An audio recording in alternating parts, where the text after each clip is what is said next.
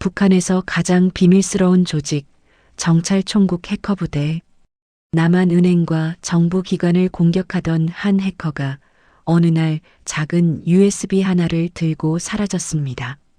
그 USB에는 북한이 절대 세상에 알려지길 원치 않는 것이 담겨 있었습니다.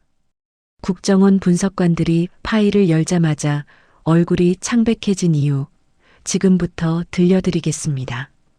구독과 좋아요를 눌러주세요. 어디에서 감상하고 계신지 댓글로 남겨주시면 그곳으로 행운이 가득할 거예요.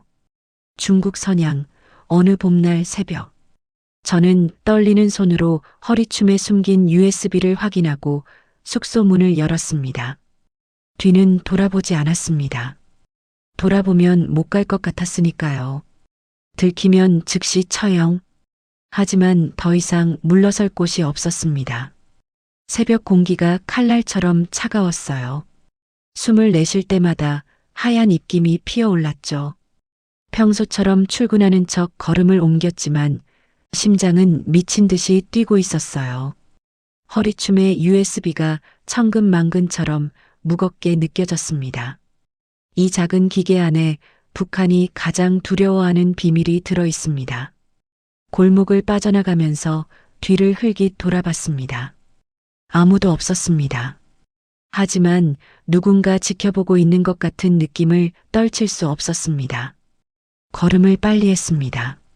뛰고 싶었지만 참았습니다. 뛰면 수상해 보이니까요. 어떻게 저 같은 사람이 여기까지 오게 됐을까요? 평양의 평범한 교수 집안에서 태어나 수학영재로 뽑혀 조국의 영웅이 될 거라 믿었던 소년. 그 소년이 어쩌다 조국을 배신하는 탈북자가 됐을까요? 저희 아버지는 김책공업종합대학 수학교수, 어머니는 평양 제1인민병원 간호사, 북한에서는 꽤 괜찮은 가정이었지요.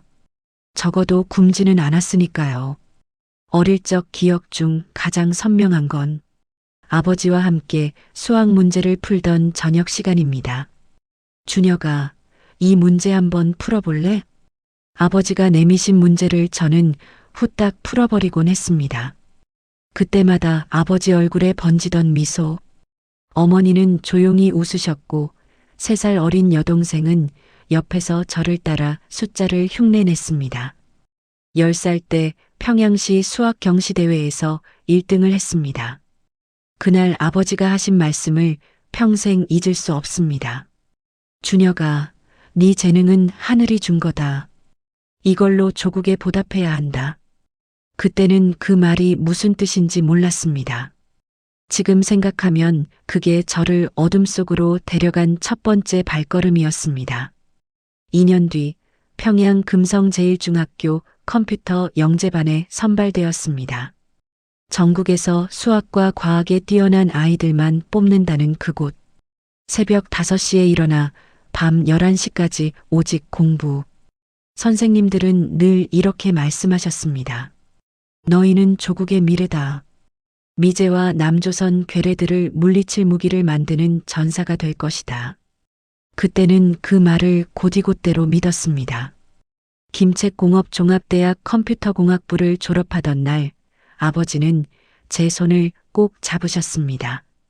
준혁아, 이제 진짜 시작이다. 아버지보다 더 훌륭한 사람이 되거라. 그게 아버지와 나눈 마지막 포옹이었습니다. 그때는 몰랐지요. 대학 졸업 후 정찰총국 산하 1219에 배치되었습니다. 1219. 여러분은 처음 들으실 수도 있습니다. 쉽게 말씀드리면 북한의 해커 부대입니다. 컴퓨터로 남한의 은행이나 정부 기관에 몰래 침투해서 돈을 빼내거나 정보를 훔치는 곳이지요.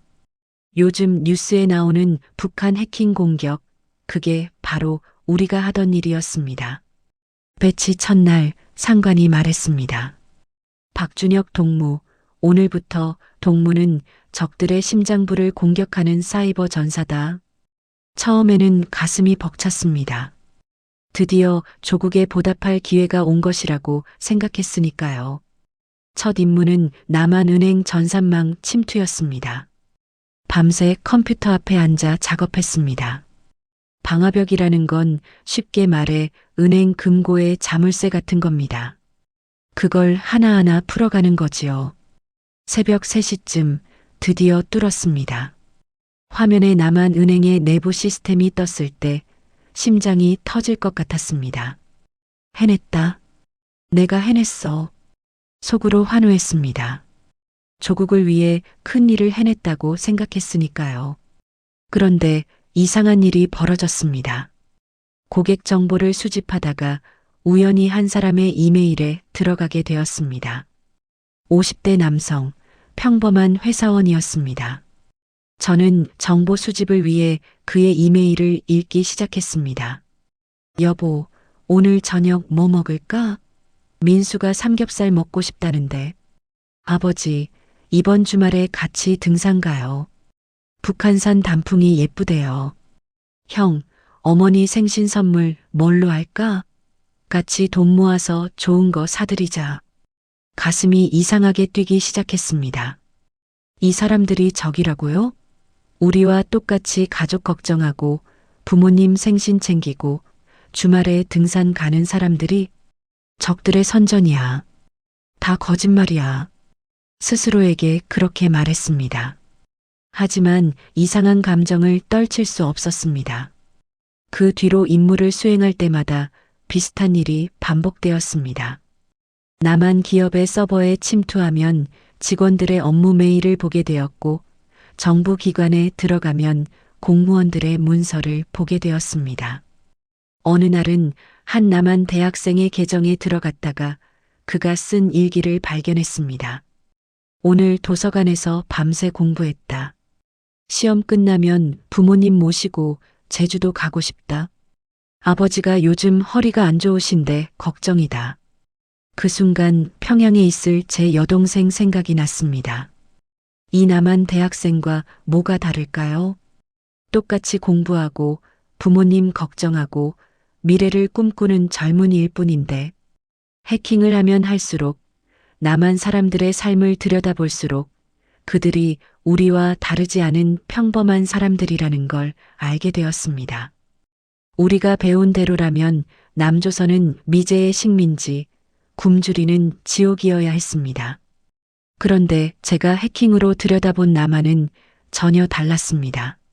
마트에는 물건이 넘쳐났고 사람들은 자유롭게 여행을 다녔습니다. 어느 날 밤 임무를 마치고 기숙사로 돌아와 천장을 바라보며 생각했습니다. 내가 지금 뭘 하고 있는 건가? 저 사람들 돈을 훔치고 정보를 빼내고 이게 정말 조국을 위한 일인가? 아니면 그냥 범죄인가?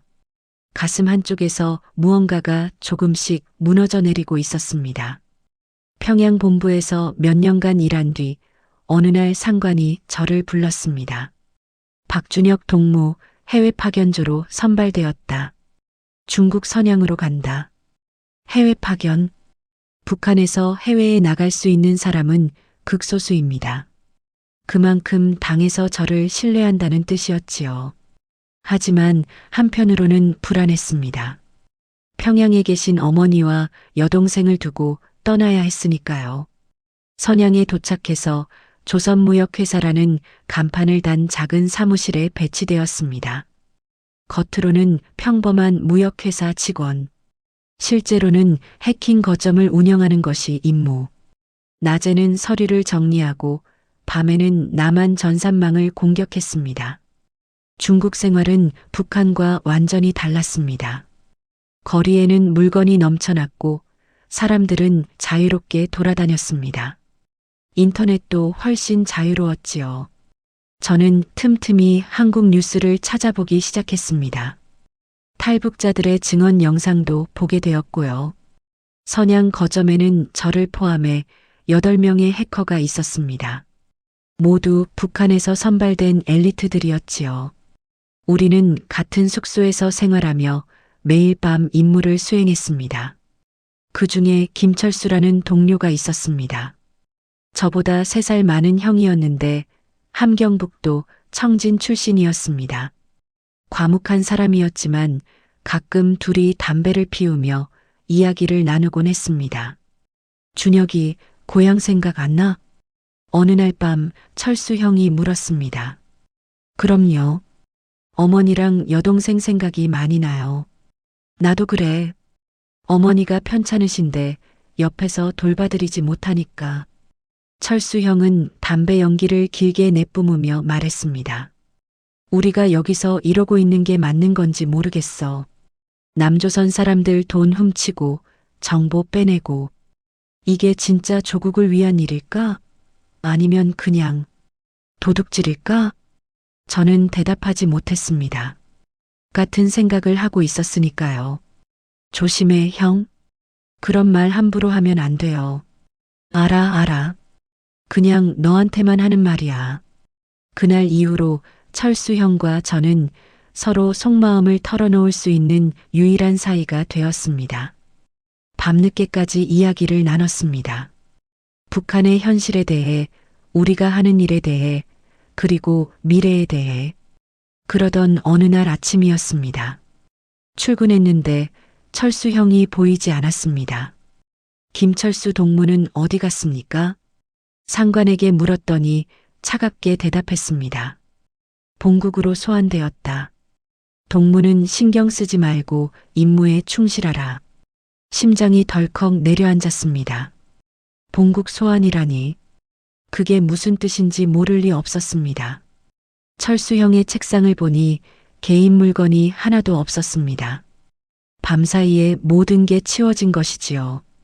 마치 처음부터 그 사람이 존재하지 않았던 것처럼. 사진 한 장, 펜 하나 남아있지 않았습니다. 나중에 다른 동료에게 슬쩍 물어봤습니다. 철수 형이 왜 소환된 거야? 동료가 주위를 살피더니 작은 목소리로 말했습니다. 한국 정보기관에 포착됐대. 신원이 노출된 거지. 그리고 사상에 문제가 있다는 보고가 올라갔다더라. 등골이 서늘해졌습니다. 사상에 문제가 있다는 건 곧 반역자 취급을 받는다는 뜻입니다. 그 뒤로 철수 형 소식을 들은 사람은 아무도 없었습니다. 여러분도 아시다시피 북한에서 행방불명은 곧 죽음을 의미합니다. 그날 밤 숙소에서 잠을 이룰 수 없었습니다. 철수 형과 나눴던 대화가 머릿속을 맴돌았습니다. 혹시 누가 들은 건 아닐까? 내가 한 말 때문에 형이 소환된 건 아닐까? 아니면 형이 나를 밀고 한 건 아닐까? 의심과 공포가 머리를 꽉 채웠습니다. 내일은 내 차례일 수도 있다.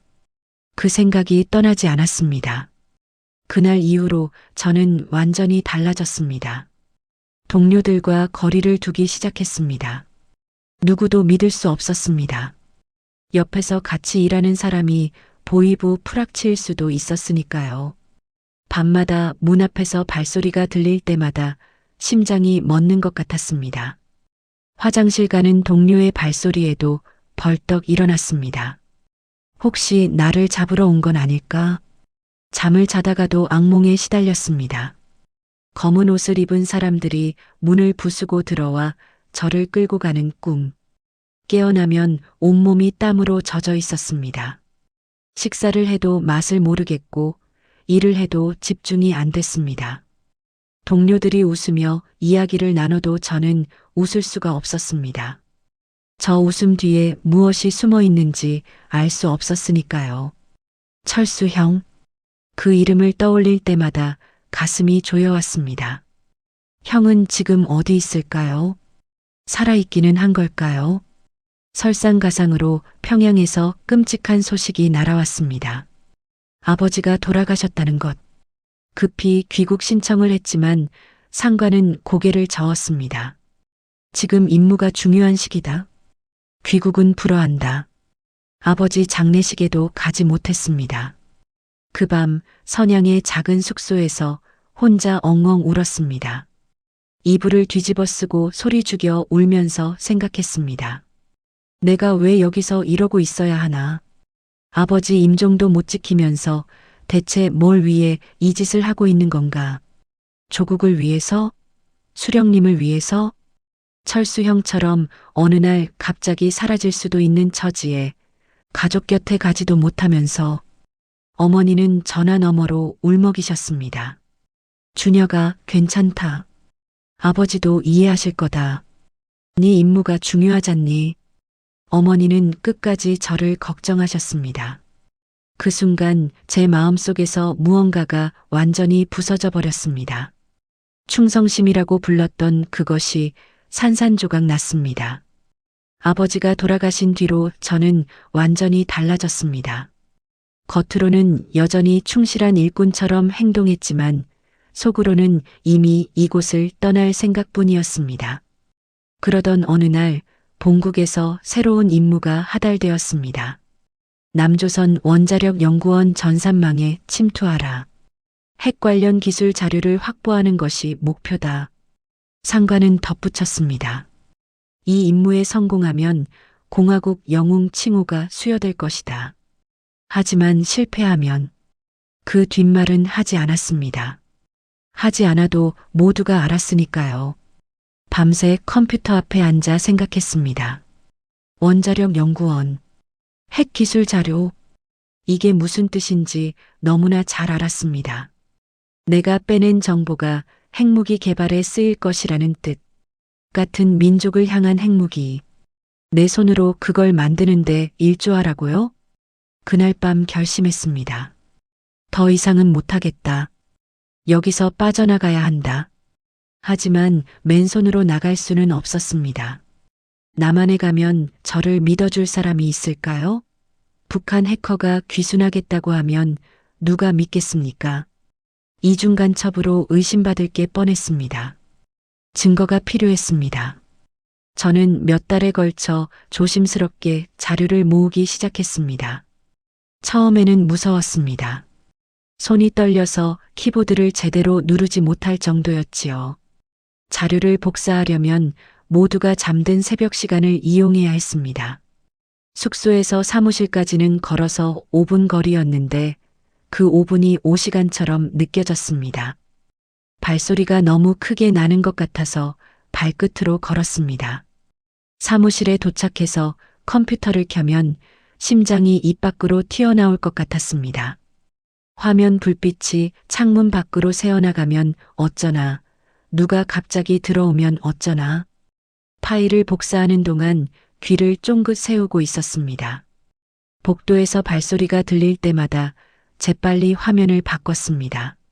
한 번은 동료가 화장실 가는 소리에 놀라서 USB를 빼다가 땅에 떨어뜨린 적도 있습니다.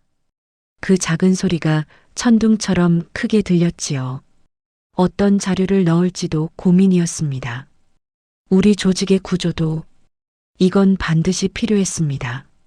누가 어디서 일하는지, 지휘 체계가 어떻게 되는지, 해외 거점 위치, 중국, 러시아, 동남아시아에 숨어 있는 해킹 기지들의 주소와 위장 회사 이름들, 수행했던 작전 기록들, 어떤 기관을 공격했는지, 어떤 방법을 썼는지, 얼마나 빼냈는지, 그리고 가장 중요한 것, 이미 뚫린 한국 기관들의 목록, 우리가 심어놓은 악성 코드가 아직도 살아있는 곳들.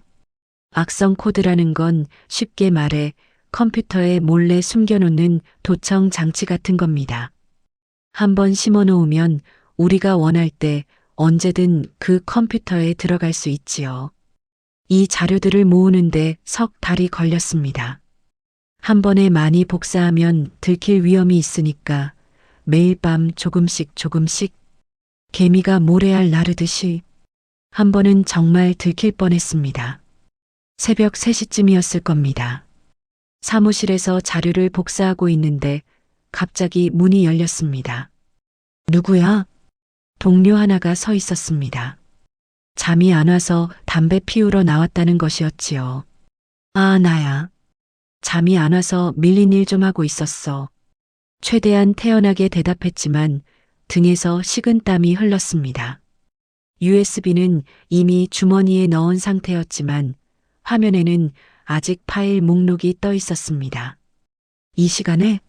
자라, 내일 또 일해야지. 동료는 대수롭지 않게 말하고 지나갔습니다. 그가 사라진 뒤 저는 한참 동안 움직이지 못했습니다. 다리에 힘이 풀려서요. 그날 밤 숙소로 돌아와서 생각했습니다. 이렇게 계속할 수 있을까? 언제든 들킬 수 있어. 철수 형처럼 어느 날 갑자기 사라질 수도 있어. 하지만 멈출 수 없었습니다. 이미 너무 많이 와버렸으니까요. 탈북 루트를 알아보기 위해 조선족 브로커를 접촉했습니다. 선양 시내의 한 한식당이었습니다. 북한 사람들이 자주 가는 곳이라 감시의 눈이 있을 수도 있었지만 다른 방법이 없었습니다. 브로커는 50대 중반의 남자였습니다. 처음 만났을 때 그가 보이부 스파이일 수도 있다는 생각에 말 한마디 꺼내기가 무서웠습니다. 남한에 가고 싶다고요? 브로커가 물었습니다. 예. 왜요? 여기서 뭘 하는 사람인데? 대답하기 어려운 질문이었습니다. 해커라고 말할 수는 없었으니까요. 그냥 장사하는 사람입니다. 더 이상 이렇게 살고 싶지 않아서요. 브로커는 한참 동안 저를 쳐다봤습니다. 마치 제 속을 꿰뚫어 보는 것 같았지요. 좋아요. 하지만 쉽지 않아요. 돈도 많이 들고 위험해요. 알고 있습니다. 가족은요? 북에 어머니랑 여동생이 있습니다. 하지만 데려올 수 없어요. 그 말을 할 때 목이 메었습니다. 그 브로커를 통해 한 여자를 만났습니다. 브로커의 여동생이었습니다. 이름은 순옥. 32살 조선족 출신으로 연변에서 자랐습니다. 처음에는 탈북 준비를 도와주는 사이였습니다. 중국 내 이동 경로, 필요한 서류, 주의할 점들을 알려주었지요. 순옥이는 다른 사람들과 달랐습니다. 제 눈을 똑바로 쳐다보며 말하는 사람이었습니다. 목소리는 부드러웠지만 말에는 힘이 있었습니다. 왜 남한에 가려고 해요? 솔직하게 말해봐요. 어느 날 그녀가 물었습니다. 저는 한참 망설이다가 솔직하게 털어놓았습니다. 해커로 일했던 것, 아버지가 돌아가신 것, 철수 형이 사라진 것, 더 이상 이런 삶을 살고 싶지 않다는 것. 순옥이는 눈물을 글썽이며 들었습니다. 그리고 제 손을 잡으며 말했습니다.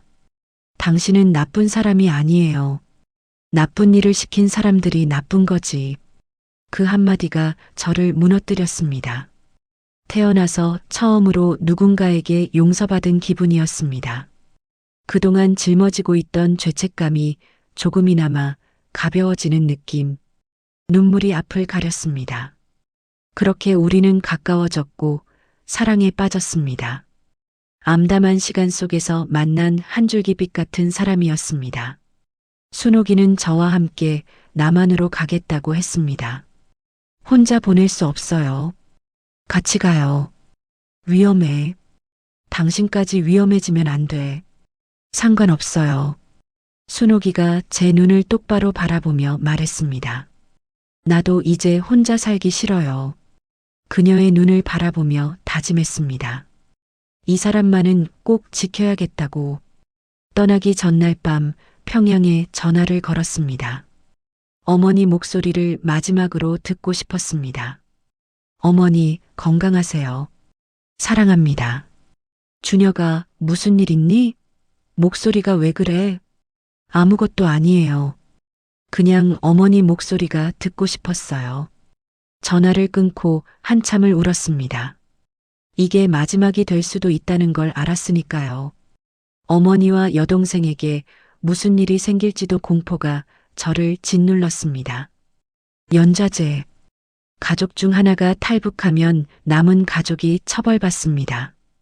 정치범수용소에 끌려갈 수도 있습니다. 하지만 돌아갈 수는 없었습니다. USB를 꽉 쥐고 다짐했습니다. 반드시 살아남아서 이 진실을 세상에 알리겠다. 그래야 내가 떠난 의미가 있다. 탈북 당일, 저는 평소처럼 출근하는 척하며 숙소를 나섰습니다. 허리춤에는 USB가, 손에는 작은 가방 하나. 가방 안에는 갈아입을 옷 한 벌과 약간의 돈이 전부였습니다. 순옥이가 약속 장소에서 기다리고 있었습니다.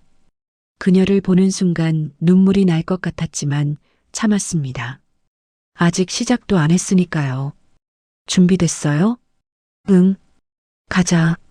선양에서 기차를 타고 베이징으로. 기차역에 들어서는 순간부터 심장이 미친 듯이 뛰었습니다. 주위를 둘러보니 공안들이 보였습니다. 눈이 마주칠까봐 고개를 숙였습니다. 기차에 올라타서도 안심할 수 없었습니다. 옆자리에 앉은 사람이 혹시 미행자가 아닐까?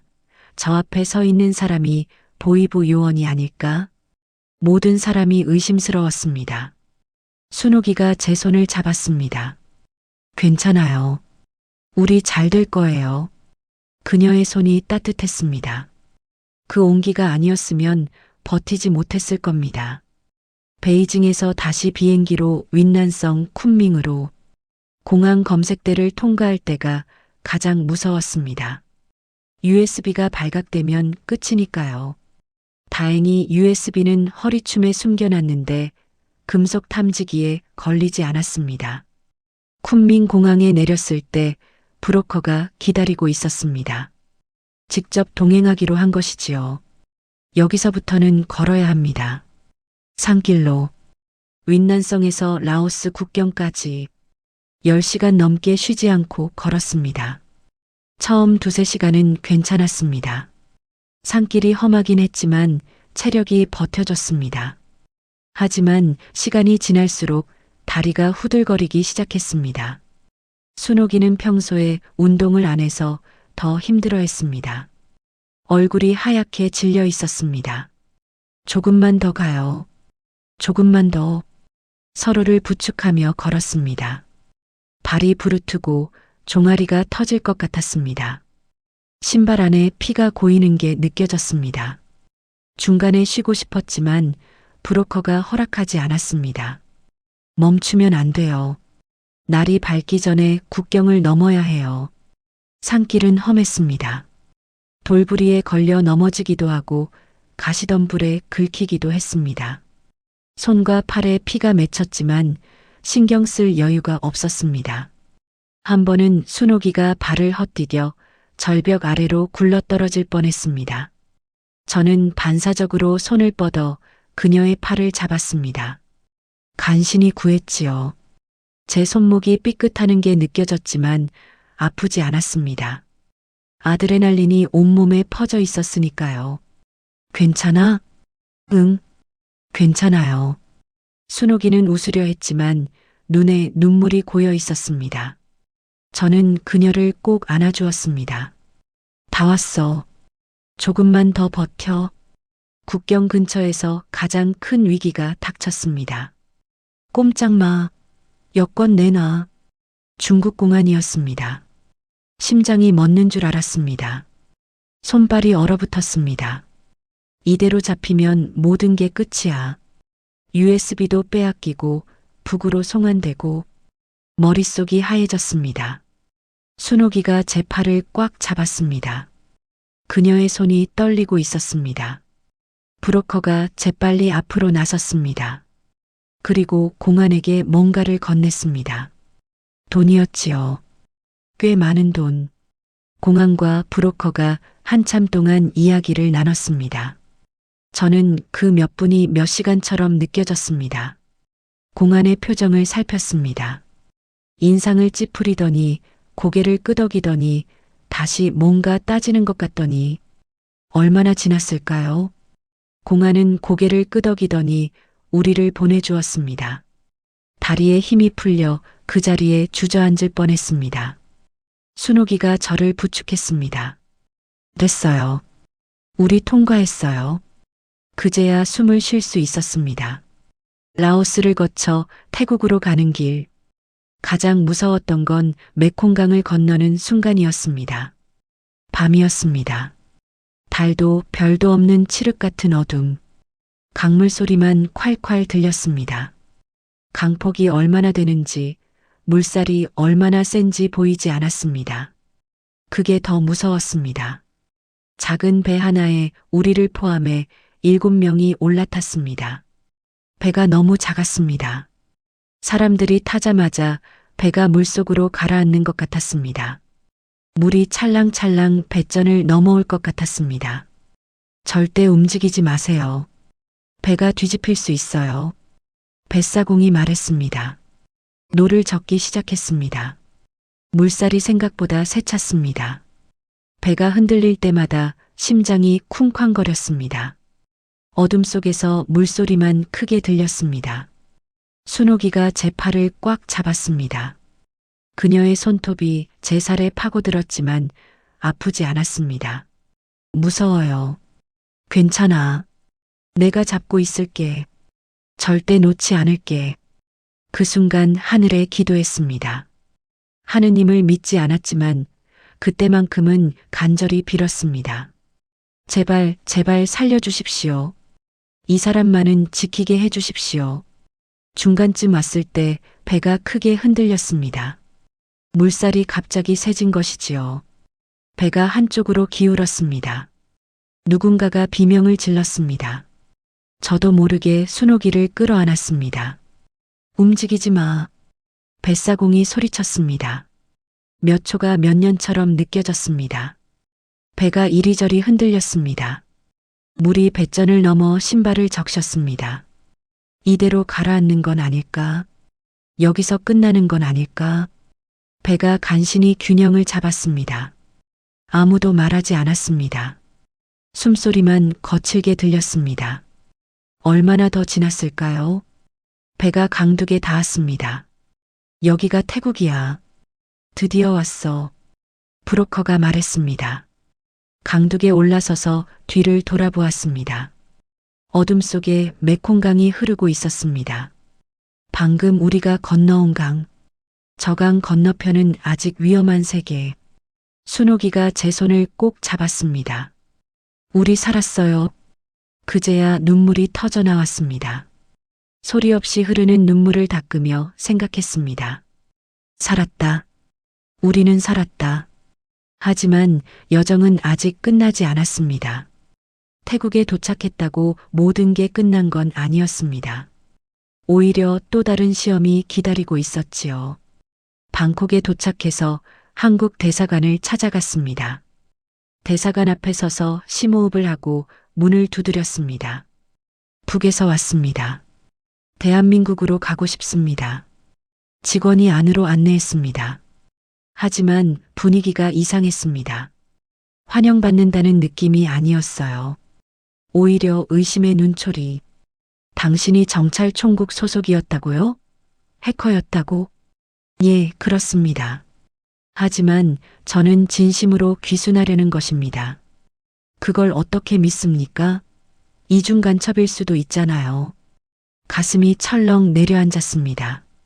목숨 걸고 여기까지 왔는데 의심부터 받다니. 서러움이 북받쳤습니다. 며칠 동안 조사가 이어졌습니다. 같은 질문을 수십 번씩, 언제 입대했는지, 무슨 임무를 수행했는지, 왜 탈북을 결심했는지, 대답할 때마다 그들의 눈빛은 여전히 차가웠습니다. 그때 저는 USB를 꺼냈습니다. 여기 증거가 있습니다. 제가 직접 모은 자료입니다. 북한 해킹 조직의 모든 것이 담겨 있습니다. 담당자가 USB를 받아들었습니다. 잠시 후 그의 표정이 변했습니다. 이게 진짜입니까? 네, 전부 사실입니다. 분위기가 달라졌습니다. 대사관 측에서 본국과 연락을 주고받더니 저를 대하는 태도가 조금씩 누그러졌습니다. 하지만 안심하기엔 일렀습니다. 북한 공작원들이 방콕까지 쫓아왔다는 첩보가 들어온 것입니다. 당분간 밖에 나가지 마십시오. 안전을 보장할 수 없습니다. 우리는 대사관 측이 마련해준 은신처에서 숨죽이며 지냈습니다. 작은 원룸이었는데 창문도 제대로 열지 못했습니다. 커튼을 항상 쳐놓고 살았습니다. 창문 밖을 내다볼 때마다 누군가 지켜보는 것 같았습니다. 낮에는 텔레비전 소리도 줄이고 밤에는 불도 일찍 껐습니다. 발소리도 최대한 죽였습니다. 마치 유령처럼 살았습니다. 순옥이는 밤마다 악몽을 꾸었습니다. 잡혔어. 우리 잡혔어. 잠결에 그렇게 중얼거리곤 했습니다. 저도 제대로 잠을 자지 못했습니다. 문 앞에서 발소리가 들릴 때마다 벌떡 일어났습니다. 혹시 그들이 찾아온 건 아닐까? 하루하루가 고문 같았습니다. 언제 끝날지 모르는 기다림.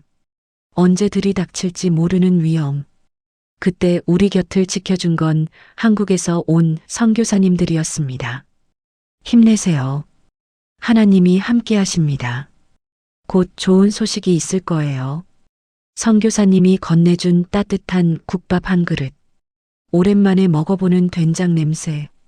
타국에서 같은 말로 위로해주는 사람이 있다는 것. 그게 얼마나 큰 힘이 되는지 그때 처음 알았습니다. 방콕에서 기다리는 동안 우리는 결혼식을 올렸습니다. 선교사님이 주례를 서주셨지요. 허름한 원룸에서 하객도 없이, 웨딩드레스도 없이. 순옥이는 그냥 깨끗한 블라우스를 입었고 저는 낡은 셔츠를 입었습니다. 하지만 제 인생에서 가장 행복한 날이었습니다. 평생 함께 할게요. 순옥이가 말했습니다. 나도.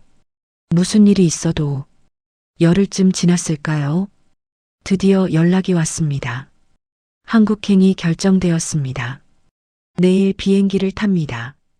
그 말을 듣는 순간 순옥이와 저는 서로 끌어안고 울었습니다.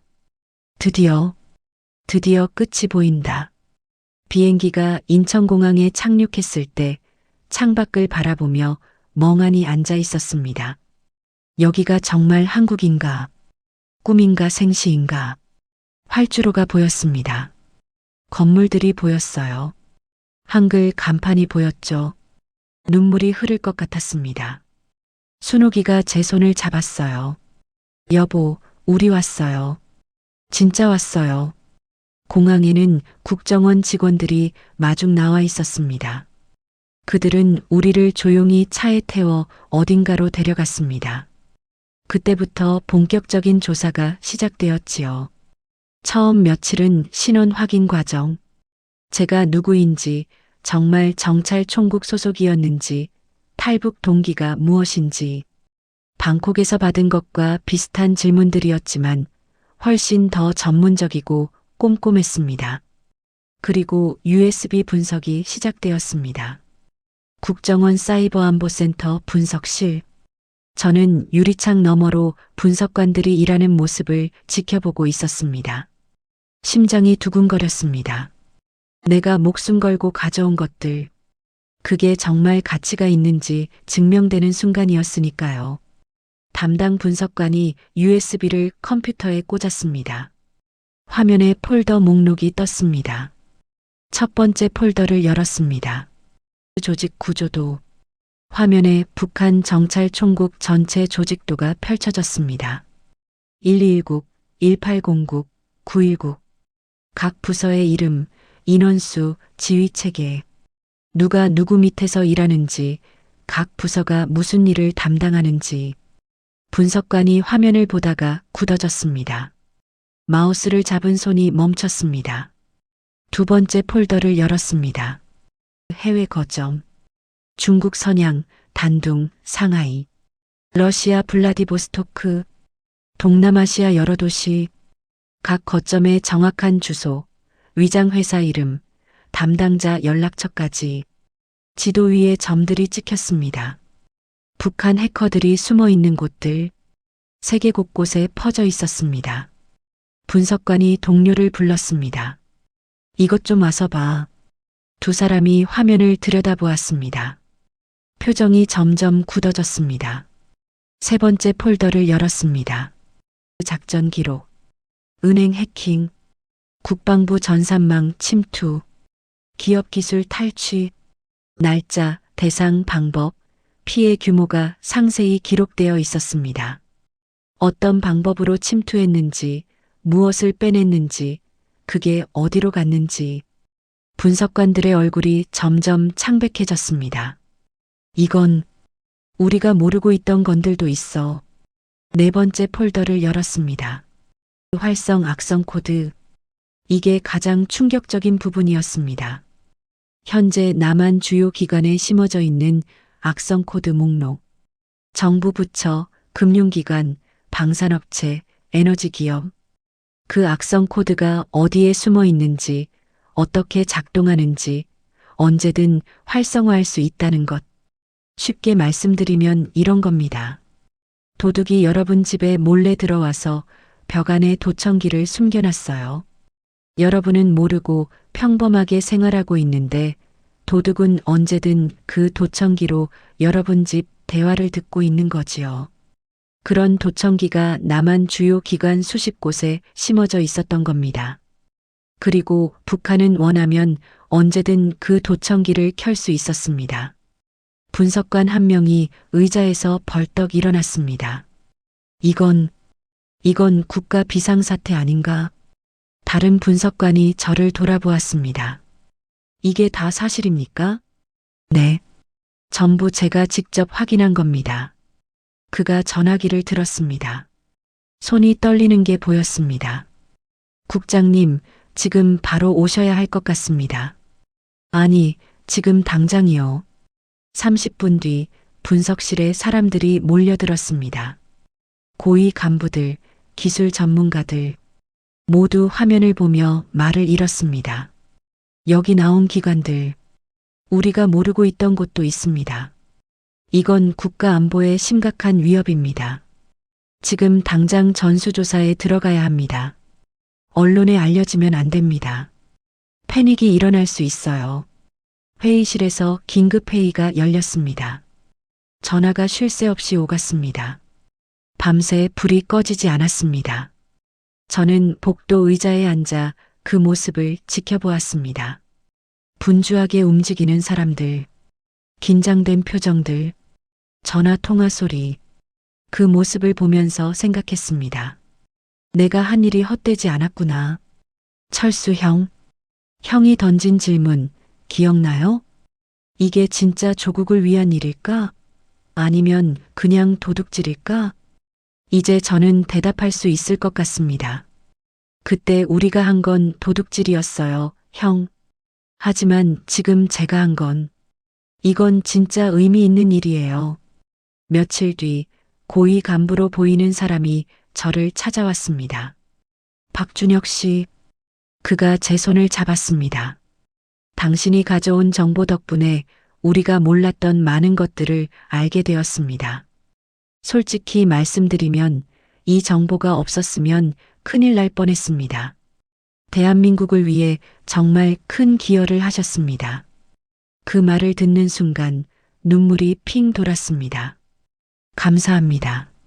저도 이제야 제대로 된 일을 한 것 같습니다. 북에서 저는 조국의 적을 공격하는 전사였습니다. 하지만 지금 저는 진짜 조국을 위해 무언가를 한 것입니다. 그날 밤 숙소에서 순옥이와 함께 창밖을 바라보았습니다. 서울의 야경이 반짝이고 있었습니다. 수많은 불빛들, 그 불빛 하나하나가 누군가의 집이고 누군가의 삶이고 누군가의 가족이겠지요. 여보, 우리 잘한 거 맞지? 순옥이가 제 어깨에 머리를 기대며 말했습니다. 당신이 아니었으면 저 불빛들 중 얼마나 많은 게 꺼졌을지 몰라요. 그 말에 가슴이 뭉클했습니다. 저 불빛들, 저 안에 평범하게 살아가는 사람들, 저녁 먹고 TV 보고 아이들 재우는 사람들, 제가 해킹으로 들여다봤던 그 평범한 사람들, 이제는 그들의 적이 아니라 그들을 지키는 사람이 된 것입니다. 아직 갈 길이 멀었지만 적어도 첫걸음은 제대로 뗀 것 같았습니다. 하나원에서 3개월간 정착 교육을 받았습니다. 한국 사회에서 살아가는 법, 은행 이용법, 대중교통 타는 법, 북에서는 상상도 못했던 것들. 하나원을 나온 뒤 IT 보안 회사에 취직했습니다. 해킹을 막는 일이지요. 예전에는 남의 집 자물쇠를 따는 사람이었는데 이제는 자물쇠를 튼튼하게 만드는 사람. 아이러니하지요? 처음에는 적응이 쉽지 않았습니다. 남한 사람들의 말투, 일하는 방식, 생각하는 방식이 다 달랐으니까요. 회의 시간에 자유롭게 의견을 말하는 것도 처음에는 어색했습니다. 북에서는 상관이 말하면 무조건 이해하고 따라야 했으니까요. 하지만 동료들이 많이 도와줬습니다. 제 사정을 아는 사람은 거의 없었지만 다들 친절했습니다. 순옥이는 한국어 학원에서 일하게 되었습니다. 조선족 출신이라 한국어를 잘했거든요. 학생들에게 인기가 많았습니다. 따뜻하고 친절하니까요. 아이도 생겼습니다. 아들입니다. 아들은 한국 학교에 적응을 잘했습니다. 처음에는 말투가 달라서 놀림도 받았지만 지금은 친구도 많이 사귀었습니다. 축구를 좋아하고 컴퓨터 게임을 좋아하고 평범한 한국 아이처럼 자라고 있습니다. 아이가 웃는 모습을 볼 때마다 생각합니다. 잘 왔다고. 이게 맞는 선택이었다고. 하지만 밤마다 악몽을 꿉니다. 북에 남겨두고 온 어머니와 여동생 꿈입니다. 제가 탈북한 뒤 그분들이 어떻게 되었는지 알 수가 없습니다. 연좌제라는 게 있잖아요. 가족 중 하나가 탈북하면 남은 가족이 처벌받는 거요. 어머니는 지금 어디 계실까요? 여동생은 무사할까요? 정치범 수용소에 끌려가신 건 아닐까요?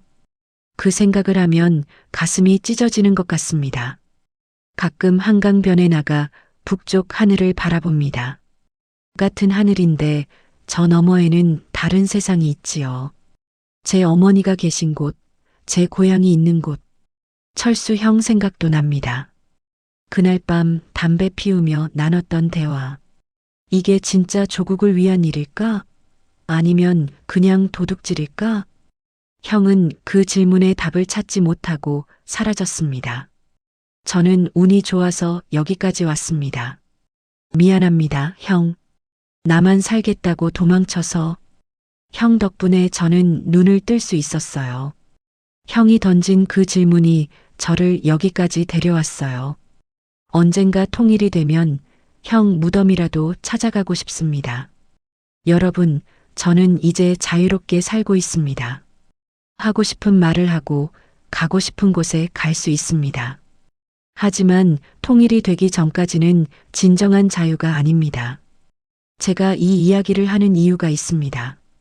북한 해커들의 위협은 아직 끝나지 않았습니다. 아니, 더 심해지고 있습니다. 제가 탈북한 뒤로도 북한의 해킹 공격은 계속되고 있습니다. 뉴스에 가끔 나오지요. 은행 해킹, 가상화폐 탈취, 정부 기관 침투. 저는 그 안에 있었던 사람입니다. 그들이 얼마나 집요한지, 얼마나 위험한지 압니다. 제가 가져온 USB 하나가 큰 피해를 막았다고 합니다. 하지만 그건 시작일 뿐입니다. 지금도 수많은 해커들이 새로운 방법을 찾고 있습니다. 새로운 도청기를 심으려 하고 있습니다. 부디 경각심을 잃지 말아주세요.